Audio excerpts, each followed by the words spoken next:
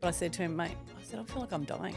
16 different surgeries on my foot. So I had the big toe amputated, the joint below that amputated, and then it broke all the bones in my foot. What is your full potential? And how are you going to reach that full potential? Don't ask permission. Just give yourself permission. Give yourself permission to shine.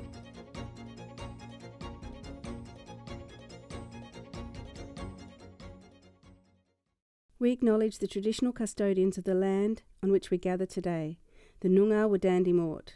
We pay our respects to their elders, past, present and emerging. Scratch the surface and everyone has a story. Welcome, Kaya, to the wisdom of women. They say you can't keep a good woman down, and joining us for a chat today is a woman who's a pure example of just that. Welcome, Suzin Wells. Thank you show everyone the power of determination and resilience in smashing out your goals. Yep. I love that. I do try. Yeah, don't mess around with words. It is a conscious effort. Goals for me, I've always had to have them in my life to achieve, whether it would be in a corporate job or net writing. If I wanted something, I would just put it out there and then all my DNA would point towards that and then go and get it. You go. Let's set a bit of background here, Susan. Yep. So you are a double amputee. Yep. You are a horse-mad, loving lady with a very special man in your studio. I shouldn't call him a man, should I? But a male in your stables. Yes. Clearly you have had to pull out the determination and, the discipline yourself. Yep. So take us back to a bit of the early days before you lost your first leg, was it, from knee below? It was. 2018 I got a blister in my big toe and I'm type 1 diabetic and I had neuropathy, so I had little feeling in my foot and didn't realise that it was, infected. But the bug I got in it was a super bug as well. So I got that. I'd been working for Telstra corporate government for about 12 years and, really great money and all that. My mum died when I was young, so she worked as a social worker and she worked in aged care and that sort of stuff. So I wanted to go back and maybe do that and then nursing and see how I go. Unfortunately, so I did all my training and did that and then got this bug in my foot and I really, really enjoyed working in aged care. I loved working with dementia patients and they were just the coolest people I'd ever come across. And, it was really interesting, And such a change. And such a big change, yeah, because I'd gone from, money was the root, all that. But I'm not a money-orientated person or a materialistic person. I'm more about humanitarian and all that. So the reason I was good at my job in Telstra is because I dealt with the people. I didn't worry about so much about that. So I would become that person. And during that time, and I was working from our office in Bunbury, I became nationally number one at my job and, I got sent on holidays here and holidays there. Wow. And a lot of that was during the GFC when everyone was crashing and I was like the opposite, I was firing. Yeah, killing it in corporate, so to speak, aren't you? Yeah, then? but then, it's just a boys' club and I just wasn't happy. Like even winning all that stuff and doing all that stuff, I didn't want to sell it. Like it wasn't a celebratory thing. It was like, oh, yeah, pay the bills, blah, blah, blah, feed the kids. You have so much going on, and I was a single parent as well. So I had 3 boys, single parent, working in this role, managing this, built a house, did all this sort of stuff as well. And then met my partner, Clint, who are, still with today. That would have been 15 years ago now. And I just decided that I wanted to go and work in aged care and do something different that was sort of more giving back. And because my parents had both passed away, my mum had died when I was young, I wanted to be around sort of older women and, and learn from them get that input into my life. And so I really enjoyed it. But I think when people ask me about that time, obviously the foot and all that is the the bad part that come out of, but the silver lining that come out of working with people in aged care and in dementia is the humbleness you get about life in general, and the fact that you might worry about how much super you've got and all that, but when you in an aged care facility, you're all treated the same regardless of your income, and which is and when you're helping people in that later stage of life and in palliative care, you understand the full length of life because you're amongst it. So, retirement at 65, driving around. It's not just that you have to worry about, going around Australia and then what am I going to do? Because, eventually the health bullets are going to start hitting you and shooting at you, and you can lose your mobility and all that sort of stuff. But with the dementia people, the changes in, and what they remember and what they don't remember. I've got some, really funny stories that we've had, that I've had with them and with their families and, that sort of stuff, to bring out the light side of it, because it can be quite heavy on families, obviously, because it's their mum or their dad or, brother or sister. But the one thing you want at the end of your life isn't your house. It isn't that. It's you want to see your parents and you want your kids. Yeah. So, and what I say to people is you can emphasise on building your little empires and rental properties and all this sort of stuff, but at the end of the day, you've got to put time into your kids and your partner and your family. Yeah. They're the most important things, because if you've got nothing else, that's all you've got. And when you die, you've got nothing else. That's the point. So you need to make sure you're putting into those buckets of people around you and not worrying about who's out there. So having your circle, understanding your circle, and then putting people in the right place in that circle around you. That's quite profound, what you're saying, and absolutely it building those connections and experiences and the memories. Sid, I mean, you're only young, and we're lucky in our family and our grandparents where we've had that opportunity to sit around the table and laugh and talk about stories, and they're the kind of memories, as you say, when it comes to the latter part of life, that are going to matter. That you hold on to. Yeah. Well, I mean, you've got some great, connections with your grandparents and all these wonderful stories. Yeah, all the stories. Oh my God. It's passing on the wisdom. Yeah. And, there's so much learning around that. Yeah. This is how we learn how to be women. This is how we learn these are our role models, And for me, when my mum died, when she had lymphoma and she died, she was 42 when she died. And I was 17, I was with her when she died. So, from then I had this gap of this maternal woman, and so I was always one of those friends that would adopt your mother. Oh, I love that. I would adopt my friends' mothers, and I guess I never thought about my friend at the time, whether that was okay with them.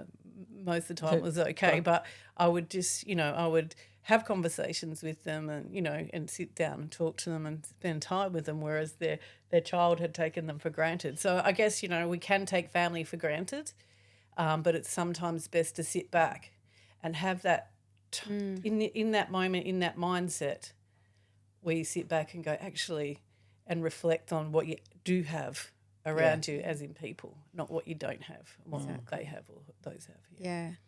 So from an early age, you were very aware of that connection with older people and with women in particular, how good to have that knowledge when you were young. You also had a good love of horses, Yes, though. yes. Yeah.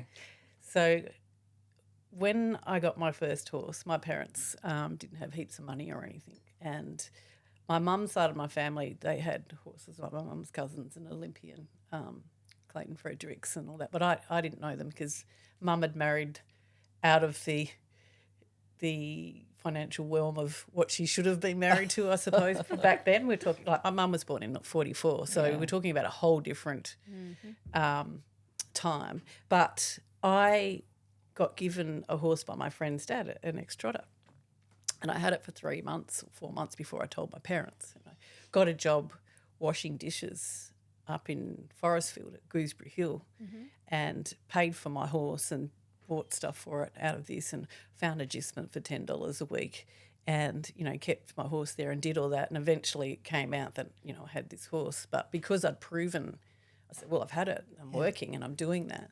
at that time. And I also had an auntie who had horses. So she sort of really got me into it. And I would just ride everyone else's horses. And then I managed to score one myself. What did you love about horses? What is it that they bring to you? I think it's, you know what? It's the acceptance. You don't have to prove anything to them. You don't have to, you're just accepted. And I think because I have ADHD and as a child it was undiagnosed. So I had, disjointed dysregulation and all that sort of stuff. I know now, but not then. So my solace in horses and dogs or whatever is that I could just sit and be with them and not get distracted and enjoy, like they're really fascinating animals and they're a really real challenge and what's what keeps me going now because I've just had this focus on them my whole life. There's been times in my life where I haven't had horses and they've been on the back burner, but I've always gone back to it, when I could. And a few years back, a friend of mine sat me on her horse and I could just feel it. It's like this feeling where it was coming back. And I'm like, oh, no. That's nice. Go home. And I'm like, I've got to get a horse. Yeah. Oh, shit. You're going to get me a horse. Going to get me a horse. And so you went from going to get me a horse to having how many? Oh, I've got 13 at our property at the moment. Some of them, 3 of them are friend. They live up north, and for the summer they bring their horses down, and we look after them and then send them back. So I've got a few of those. But I've got a foal who was born last year. He's beautiful, Harry. He's named after my property is called Myra Park, which is after my dad's mum, grandmother. So her Is that brother's on the way Harry. up the hill?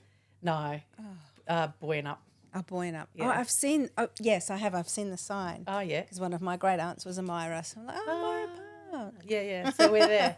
Anyway, so I've got him, his mum, and then I've just got another mare I've put in foal. I actually want to breed horses. Yeah. Like once I've done the riding thing and I want to breed horse, but I want to breed a specific type of horse, which is for like a high performance horse that has you get your horses graded through an assessment, and they all have to, the stallions and the mares have to have a 10 for temperament. So 10 out of 10. So the temperament's the most important part because I want to breed horses for people with disabilities and people who want to ride para-equestrian sports, and para meaning parallel. I always explain that because people think para meaning paraplegic, but in para sports it's parallel. So, and that's my thing at the moment is creating awareness around para sport, para-equestrian sports in particular, because when I rode as an able-bodied person, ended up as a para rider and found a very closed world in my sport to supporting people with with disabilities, because when I ride the sport of dressage, it's about perfectionism, and there's no perfect people there. In fact, you don't even when you get a 10 in your dressage score, it's excellent. It's not perfect. There is no perfect, but there's this perfectionism disease that's out there about that. And when people strive for perfectionism, I find they become resentful people. They become non-inclusive and they become, they're not open-minded about different people around you, and they become non-accepting. Yeah. It all becomes about the $8,000 saddle. It comes about the $250,000 horse, and it becomes less about the people that created this, this space, and really understanding the history behind horses in Western Australia, which comes from the light horse, and having an understanding about where all that fits in our education of horses, etc. So it's, I sit there, I think a lot. Yeah, because you would consider it to be an elitist sport to a degree. Because like you talk about, though, it's the ones that have money that really push through to the upper levels. Yes, is that correct? Yeah, I've got a coach here she's just got back from the UK. She's been to 3 Paralympics. She lives in Donnybrook. You should talk to her one day. Yeah. And she's going to the Paris Games. We were watching in the middle of the night her competing over in Support England, UK last week. And, she beat horses that are 250 grand. So you can have a really expensive horse and all the best gear, but have no idea. Yeah. So that's one of Yeah. the sayings, is all the gear and no idea. Yeah. But you can also have all of that and the idea. Yeah. And even in parasport, it is really competitive, especially when you get to Great Britain, like the Team GB and all that sort of stuff, and the Italians and all that. You can qualify for the Paralympics in Australia and get qualifying scores, and then you can get selected. Now you've got a bigger job. Now you've got to go over there with your horse and be in that environment, which is totally different than Yeah. darting up. And do you have to pay for it yourself as well? Pretty much, yeah. A lot of it, we've got to fundraise for it and stuff. EA or the Equestrian Australia do put some funding in it if you're a podium-ready rider or you're a potential to win a medal. Right. Yeah. Right. So Sharon's won 2 medals, and so she's been what she's been good for me, and I was just talking to another friend about it, is living in the moment, not worrying, don't putting your opinion of yourself into other people's hands. Know yourself that much and your horse that much, and make that your unbreakable. That where you've made mistakes and all that sort of stuff, and you know where to go to fix it. So trust yourself. Trust yourself, back yourself. Yeah. Yeah, be confident in yourself and your horse, because, we're pushing around, like my horse is 700 kilos. Yeah. He's massive. And, you've got, and he's putty. Do you know what I mean? So you have to have that relationship with him, He's every day, every time he's ridden, we give him this, we call it beer. He has his beer after he's worked. Oh, well earned. Yeah, so it's molasses, it's some sen oil, it's some electrolytes, and he has this drink, and he waits for it. And the other day, my husband put him away and didn't give him his 4 bits licorice. Oh, no. He stood at the gate. No. He stood at the gate, and he just said, No. he's neighing. He's like, where's my Hurry on. licorice? Yeah, so I had to go and take it out, and then he was like, thanks, and then walked off down to his home. Oh, They know, mate. I'm they done. know. Call me a taxi. I'm going home. Yeah. So it's a really the thing that horses give young people and people is there are so many life skills that you need around horses that work without in your everyday life as well. For young people, that's really good because it's about team. It's about you can't not go out and see your horse for a week and not feed it for a week. Yeah. You can't. You've got to be responsible. There's so many things you need to learn that off riding type of life, I guess, in everyday life. Tell us about then what happens when you had your first amputation. I imagine that, talk us through that emotional journey, the oh my God, where do I go? What do I do? And your horse riding. Yes. So take us through that. The first amputation I'd had in 2021. So I spent from 2018 to 2021 having PICC lines, which is like a 6 weeks of vancomycin antibiotics to kill the bugs and all that. Probably about 16 different surgeries on my foot. This is from one little blister. Yep. So I had the big toe amputated, the joint below that amputated, and then it broke all the bones in my foot, and then had the little toe and that joint amputated. And while I'm trying to do life at the same time. Yeah. Trying to get back, and I was studying as well. Then that's when I sort of became a big fitter. So I ran a business as well after that. Not enough hours in the day for you. No. So I, which was good because it kept me focused and not worried about stuff so much. But it was a long time coming, and then the antibiotics really. I tripped over once and broke my knee, broke my ankle, broke all that because it was ruining my system. Like it was killing all the good gut bacteria in my body, so your body doesn't function properly. And I said to the infectious diseases doctor, who was fantastic at Fiona Stanley, they were really great, highly recommend them. But I said to him, mate, I feel like I'm dying. I don't want to. I'm 50, whatever, 55 or I can't remember. I think I was 51 then. And and this is 3 years. Yeah, and I said I'm done. And I got a really they'd killed that much good bacteria that all the bad gut bacteria took over, and I got really sick, really sick in hospital for 3 weeks and sick with that. And it's just not a way. And I just said the vascular surgeons were like, oh, just give us one more. And I'm like, no, I'm done. I'm done. So I had that amputated, and I think that first 10 weeks, the first time, all of it, the good thing is I started feeling better. It's when you get that first week out of hospital, you're on ketamine and fentanyl and all that, so pretty high on life.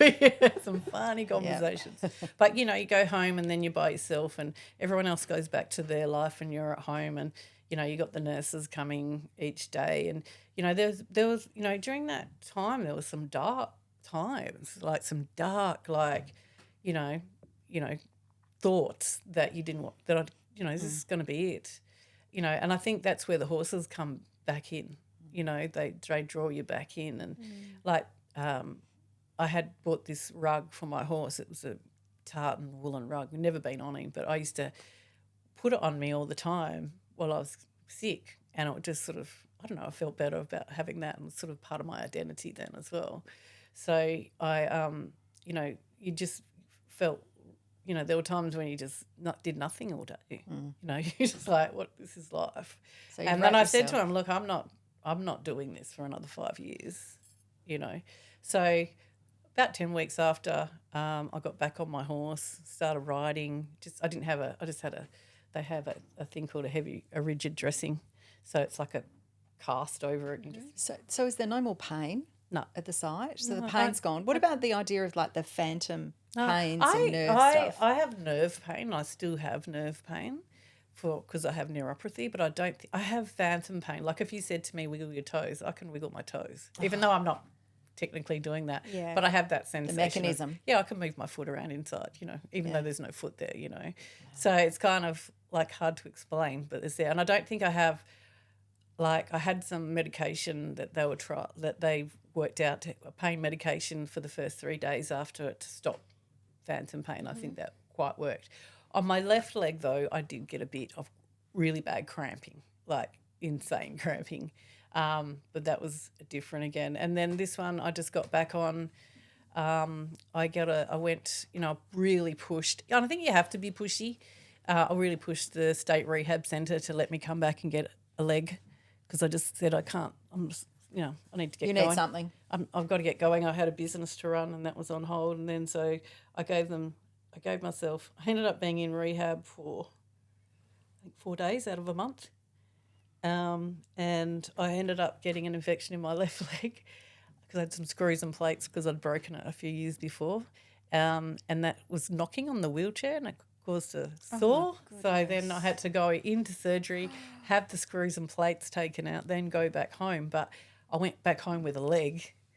So they were like, you can use it occasionally. So then I had a bandage up on this leg, a prosthetic on this leg. What is it about crutches. You and legs, right? Crutches, and I'm practicing walking every day. And then eventually I was able to go. I didn't end up having to go back to rehab. I just went back there and just sort of showed them what I was doing, and they were brilliant. And so that was during COVID as well. So they didn't really want. Tough, isn't it? So when you talk about you had your dark days, was there a point that you literally just gave yourself a good talking to, or did you allow yourself some wallowing time too? Look, I think it is good to sit and wallow. It's just not good to unpack your bags and stay there. Yeah. That's what you have to say. Okay, give yourself a day.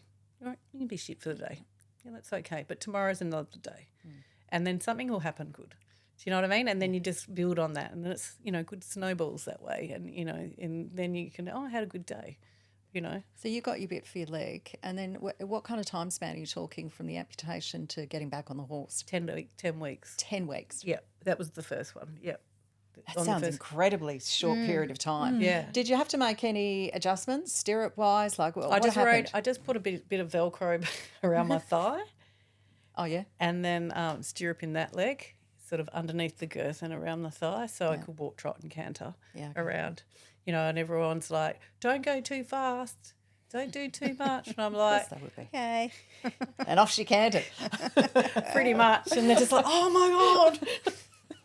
I can imagine though. Yeah. You would be. Yeah. So a thigh grip, like you couldn't imagine, I suppose. Yeah. Because all your force would be. Well, the thing is you can't grip too much with your thighs on a horse because then they just don't – it's like putting a handbrake on. Oh, So right. if you just got to have your thighs relaxed so that your horse can go forward. If you have them tight, it stops them.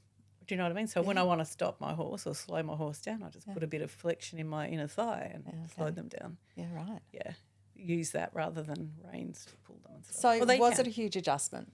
I don't know. Or did you I was just trying to like- think about it. I think it took a while for my head to work out I was disabled. I you love know? the way you say that. Do you know, like I'm like, yeah. The things I hate now. I hate commodes. Won't use them. Mm-hmm. I'd rather crawl on the floor and go to a toilet than sit on a commode and have someone else empty it. Yeah. That's just wrong. They're just wrong. It's not going to happen. No.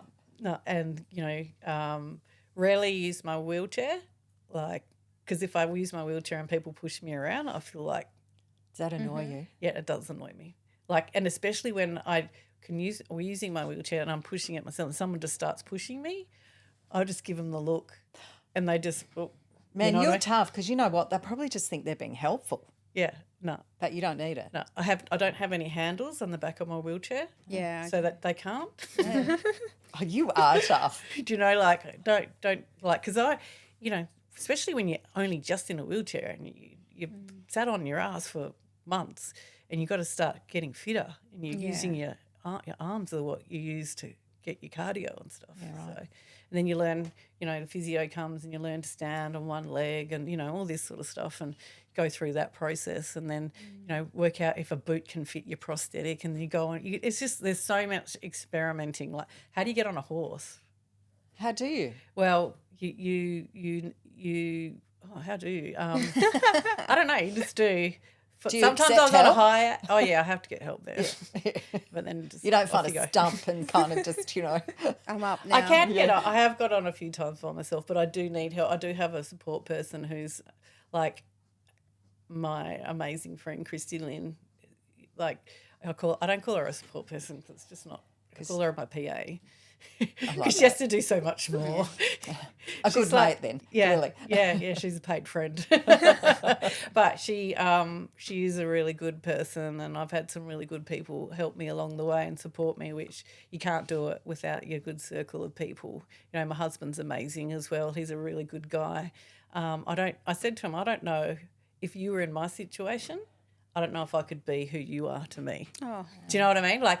And I'm like, you just do so much, and you work and you do so much. It's pretty amazing person, really. Have you had any experiences where, things have happened and you just shake your head and think, oh, God, things you look back at? Experiences when you're navigating your way from the amputation back onto the horse and, Oh, yeah. Oh, yeah. Falling back off the horse over the other side or, things where I you just thought, haven't fallen off yet, thank God. But I'd probably laugh. Like there's things happen with my horse where he's bucked and done it like 6 bucks. And I was like, I did shit myself, I've got to tell you. But I was laughing the whole way through it because I'm like, oh, cool. He's got some grit. It's got some, he's giving you he's elastic. He's, we just got to get that in the forward part, He's giving you no consideration. No. He's like, come on, hurry up. I've been because then I have my coach riding him, who's a 4-time Paralympian who rides everything, and he's got me being a lard ass jump back on, and he's just like, okay, well, you need to do this now. Oh, yeah. You're not balanced enough. I'm going to get you off. Who's in charge here? Yeah. So we know we've definitely come a long way since then. And then in June, so Anzac Day last year, I had a blister on my left foot underneath a callus, and it was a shear blister. also, I don't know whether that bug sort of lives in me or, because of my immunity's lost so much, I ended up getting a really bad infection. I went to Bunbury Hospital. Fortunately, left Bunbury Hospital and went to Fiona Stanley Hospital. And they I had surgery on the Monday where they took half my foot, like half, straight away. What was the conversation? The conversation. Leading to that? I remember saying to them, all right, we're going to do this. And I'm like, okay. So my thinking around this second one was, this is now where it is now with half a foot, where this was when we took off the below the knee. And, they'd taken off that, and then I'd had all this vac dressing on it. It was another 6 weeks. And then they took the vac dressing off and it wasn't healing. There was still infection in the foot. And that's a hard part because it gets into the bone. And once it's in the bone, it's really difficult to get out. And then you have to chop off some of your foot. So having half a foot in a lifestyle I have is just not, you just don't, it's not going to work. You're going to get more blisters, you're going to get ulcers and all that sort of stuff. Plus you've got diabetes. So I just said to them, just take it off below the knee. And there was a bit of pushback because they wanted to do the same. They've got a process. They as doctors have to follow. But you could see the end result. I'm not going to do that. Yeah. I'm like, no, Yeah. no. So I just said, as tough as it is, I have to be tough. Just do it.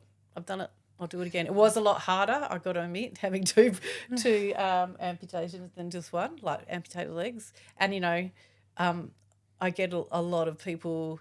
It's interesting seeing people's different reactions to someone. Well, there's not many people walking around Bunbury with 2 prosthetic legs. No. I've got a mate, Holly, Holly and Harvey. He's an auctioneer for elders and he's bilateral as well. And very similar timeline to me. So he's, I follow him a bit as well. He's pretty cool. But but this time, it was the June the 19th that I had that leg off, jumped back on my horse 3 weeks later, 3.5 weeks later. And then I had planned before, during that time I'd said to my coach, because I'd planned to go to the National Dressage Championships in Melbourne on my horse, take him over there, compete that. And I said, I don't know if I can go. She goes, why not?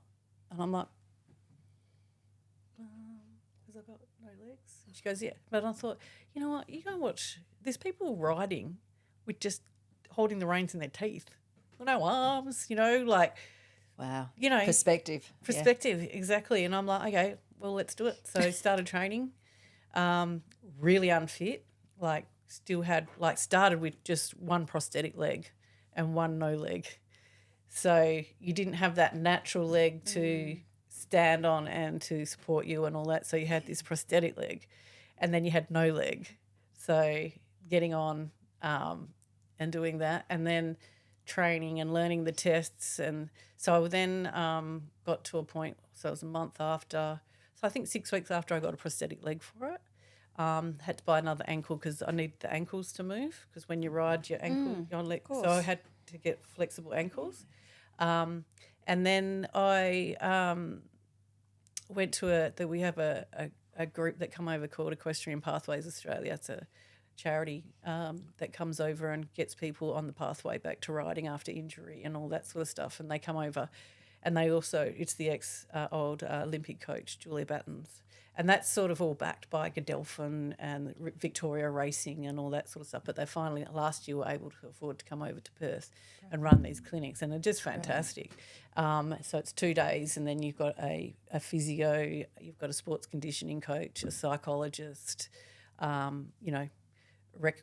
recreational coach. So if people need to get on the NDIS or sort their NDIS out, they'll help with that. So it's just this really good community and riding with para people.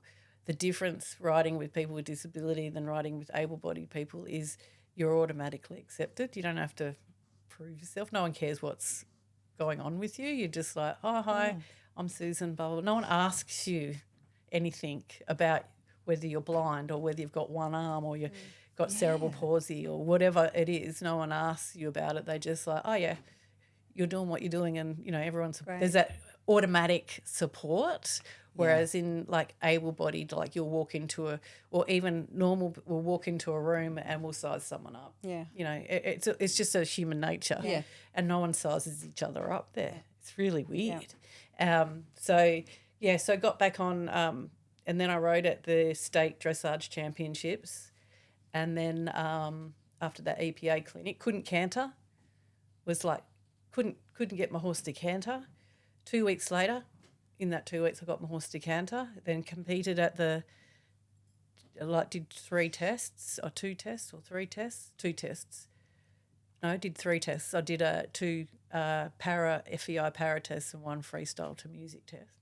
And then on the Monday, chucked my horse on a truck with combined horse transport, went over and jumped in a car, followed the truck over with me, my husband and my coach Sharon, and she was riding over there as well. So chucked them all over, drove to Melbourne, picked the horses up, went to the grounds at Bonio in the Mornington Peninsula for 2 weeks before the actual national event. I think we were and coached every day. It was just getting it done.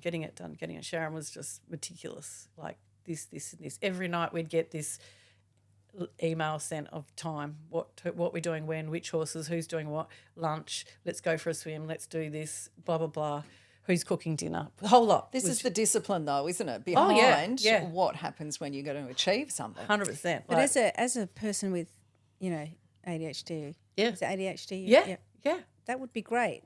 But, I mean, it is until you don't, you're organised. Someone's not behind you telling you what to do, because I know that that's something that people with ADHD don't like.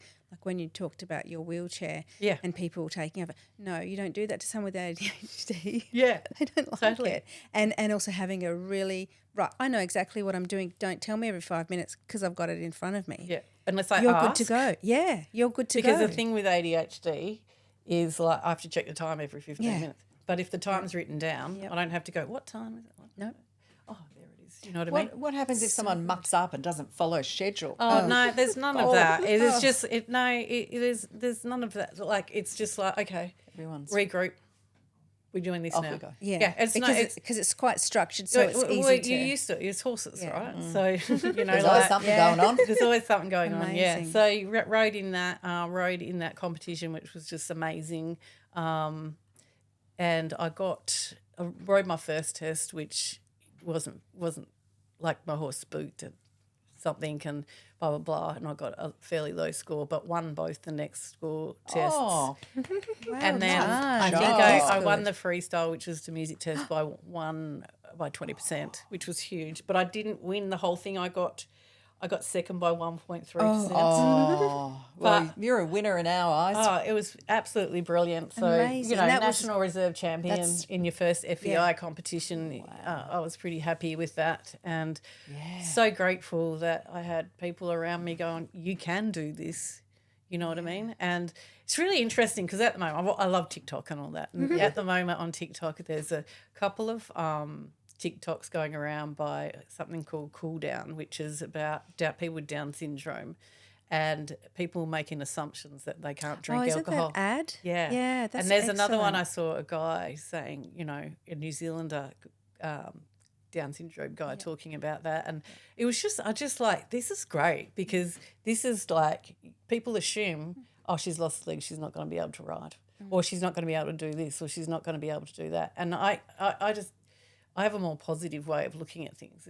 It's not she's not going to be able to do this. How are we going to do this? How can we make this How happen? can we make this happen? How can I make this happen for me? So it is about education though, isn't it? And it's about awareness. And I often feel, because it can be uncomfortable for people to be talking about, they don't want to offend anyone. Yeah. They don't want to say the wrong thing. Yeah. But it is only through talking about these things Yeah. that we begin to understand another person's narrative and the world they exist in. And as you say, how can we make things better?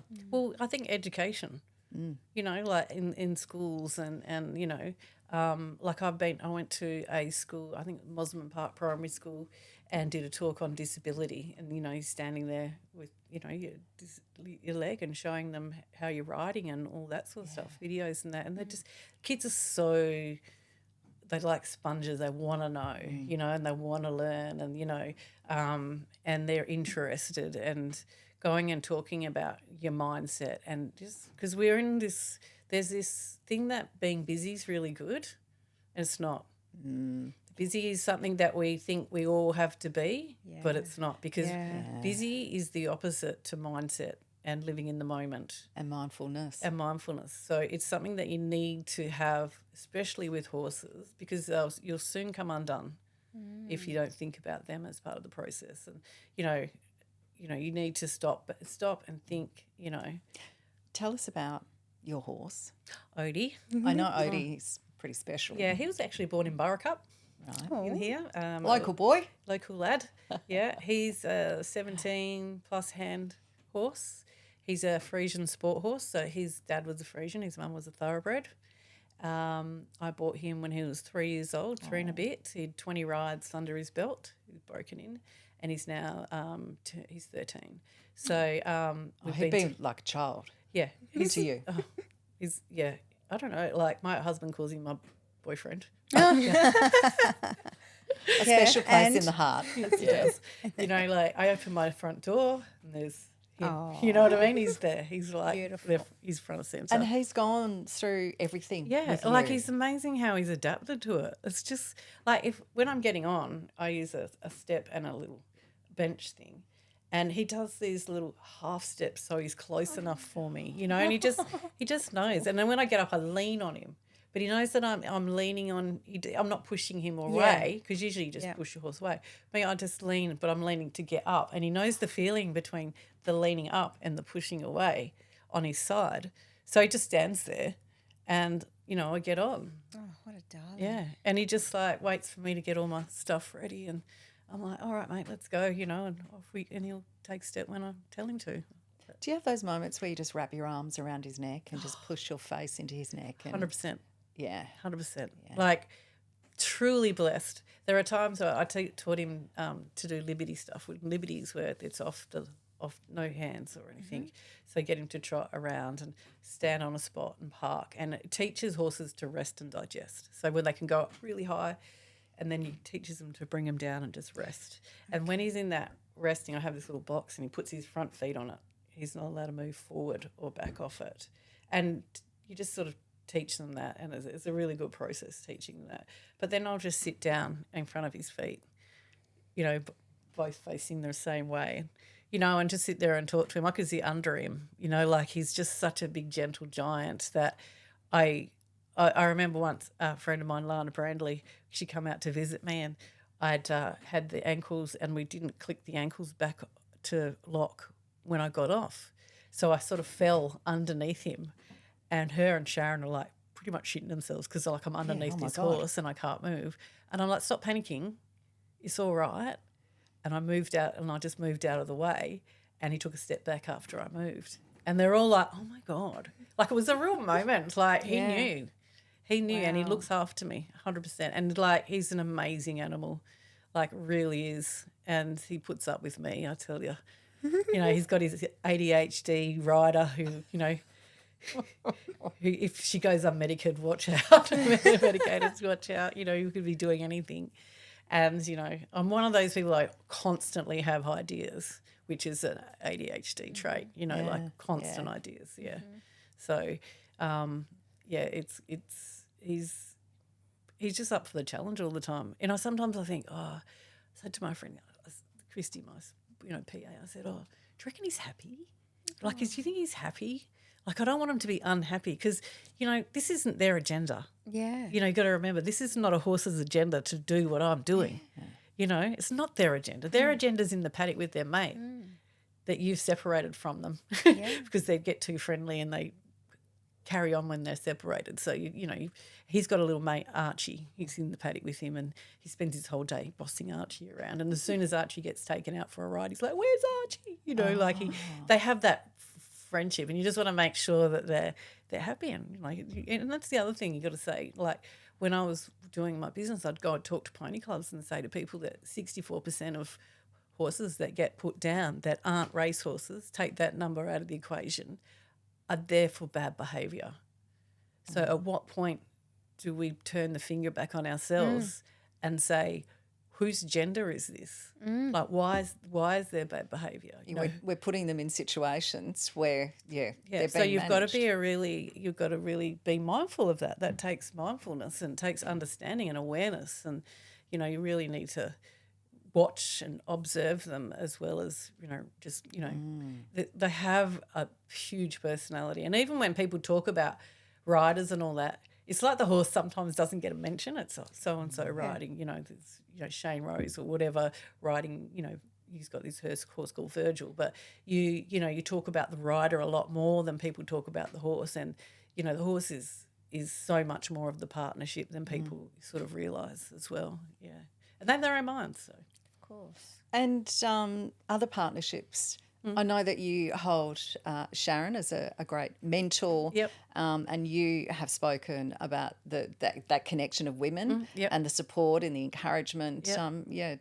Talk to us about that. Sharon's an awesome woman. Oh yeah, she's great. She's a good friend, and she's taught me a lot about professionalism and in the horse world, and dealing with different people, because when you and I guess it happens in a lot of disability sport. You don't have many people with disabilities running our sport.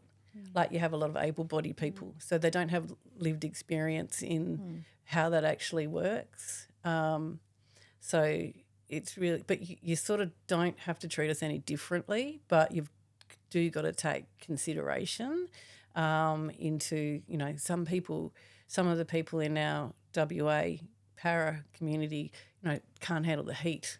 So when we're competing in with the able-bodied and the para next to each other, they'll put them at 2:00 in the afternoon in the middle of the heat, and it's like you got to be polite and say but they don't get it, or we have to do it, sort of thing. Well, you don't have a problem, You don't have the same challenge. Yeah. Just think. So it's things like that you have to sort of learn to get around in, fairly diplomatically. I'm not one, I'm very big on inclusion. Like if you can do it, you can I'd like to see Virtus or Special Olympics be part of the WA para community as well, because it just gives perspective. It's so good to the benefit of having people with disabilities in your life or in your sport or your job or, is so huge, because it teaches empathy and it teaches mindfulness and it teaches everyone to have this realisation that, you're actually not doing too badly. Like I know people say that to me, and then I say, I'll take you to the rehab centre. I'm good. The state rehab centre is full of people, brain injuries, all sorts of stuff, that are so challenging, and I have so much admiration for that. They keep going, keep going, and you need to do that. I have another coach that comes over here once a month from New South Wales. Her name is Daniela Dirks. She's an able-bodied, but she's very perceptive, and she's a brilliant coach too. So I'll probably do 4 days a month with her in a block when she comes over up in Perth. I get to go up to Perth, stay at my mate's house. Excellent. In Oakford there, and go there and ride at this beautiful indoor arena in Forestdale, and and both her parents competed for Australia. Daniela competed for Australia as well. So she's just she's just an amazing, there's things that I've got from her that I've never got, tips and skills and how to do things, which is brilliant, So she's training you. What's your next event? What's the next thing you're training for? At the moment, I just did my first able-bodied, I'm doing able-bodied as well now. So I just did my first able-bodied test, actually just locally with some national judges we had over. And, one of our judges goes internationally So she judged me, and I got 3rd out of 10. I made 2 mistakes. So if I hadn't made that, I probably wouldn't have. Tough on yourself, aren't you? Yeah. So Congratulations. So I did that. And Wow. then my next competition is actually, there's a 2-day competition down in Busselton, where I'm riding 2 FEI para tests. So they're the international tests that they ride at the Olympics. And then I'm riding 2 of these elementary 3.2 and 3.3, which I haven't ridden yet. I started riding them. And I know my horse can do it, so that's fine, because we've trained a lot of the movements and know how to do it. The other thing is I can't continue. Like, you think you can train the test, right? And you go on repetition, train it. You can't do that with a horse. Like, my horse learns the test. So he anticipates the movements. So he tries to do it before I tell him to, and you'll lose marks for that, for anticipating it. Really? Yeah, he's got to be on the leg aid. So you've got to learn that part and that part and that part, and then remember to put what parts together. And Interesting. yeah. I didn't realise. Yeah, they actually learn like really quickly on stuff. Yeah. So for you, it's just continue competing. Yep. Continue competing. This year is about getting fit, getting a really good strong body. I go to a local gym, Progress Physio, and their rehab gym there. Brilliant gym. And they've written me a course. I've given him, Aidan, the guy who runs the place, given him all my competition dates, all my clinic dates, and he's worked out a program for the next 12 months. So I just do that, and it's all about, and then every month we catch up, we up weights and do different things, but he's like given me a rest, day, power days, hypertrophy, all this sports conditioning stuff which you need, because I've got weaknesses in different areas in my body to build that up to be the best I can be. And then next year I plan on going over east and doing some more competing over there. I'd like to go to the World Equestrian Games or even if I could and my horse and I work out, go to LA in 28. Got no doubt that that's probably going to happen. Hopefully. So apart from the physicality of it as well, what about the emotional and mental strength that's required for it? Is wisdom as a person who's learnt that over the years, is that put you ahead of younger ones competing? I think the pros and cons each way. I think, pros and cons, younger competitors, fitter, younger bodies, like I was at their age. Wisdom is you've had a lot more experience, and experience creates that. I think if you, you know how to put things into perspective. I think, if you're a mum, you've had kids, you've managed life, what's real and what's not real, and what's actually ego and what's, you know what I mean. So that wisdom about being real and being accessible and being someone that people can learn from and talk to and be approachable at, I think that's really important, and not be not up yourself. Basically, is what I'm trying to say. Yeah. Is you got to a bit more humble in understanding your place. And there are some incredibly beautiful people in our sport. I must say that they're not all, doctors' wives and all that sort of stuff that don't have to want for much with horses, and and that's probably a bit stereotypical saying doctor's wife, but I'm just trying to put that out there. There's some really amazing people out there as well, and wise women, and some real older wise women in our sport. We've got a guy down in and a lady who I'm going to catch up with soon, Marion Gollum, and another guy called Jeff, and he's 82, and she's in her 80s as well. But they used to run this sport for years, and I love sitting there and talking to them and hearing their stories and just asking them questions about, this and what their knowledge base was from. And I guess that takes it back to, there is a lot of wisdom and there's a lot of information out there.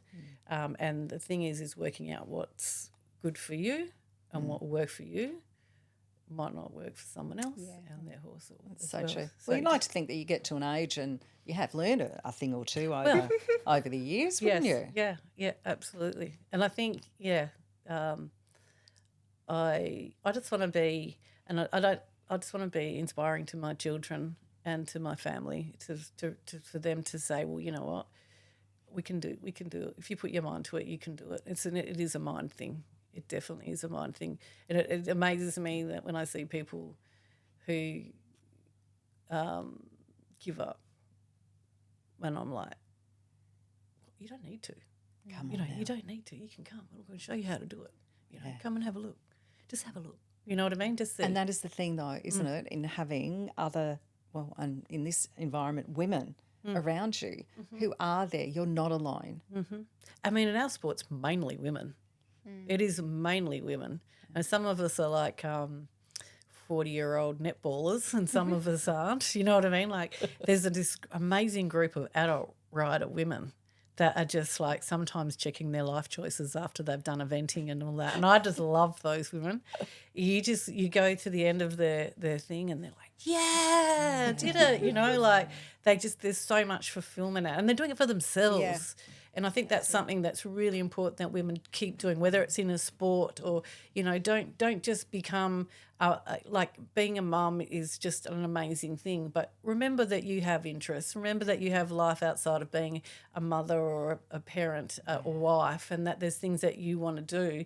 You should do it. You live once, right? Find your passion. And follow it. It's like, it's like needling all the way through, and sometimes it's slower and sometimes it's faster, but you can do it. And sometimes you need to shake off old traditional stuff that you've been taught as a younger person through your parents, and realise that actually I don't think they were right.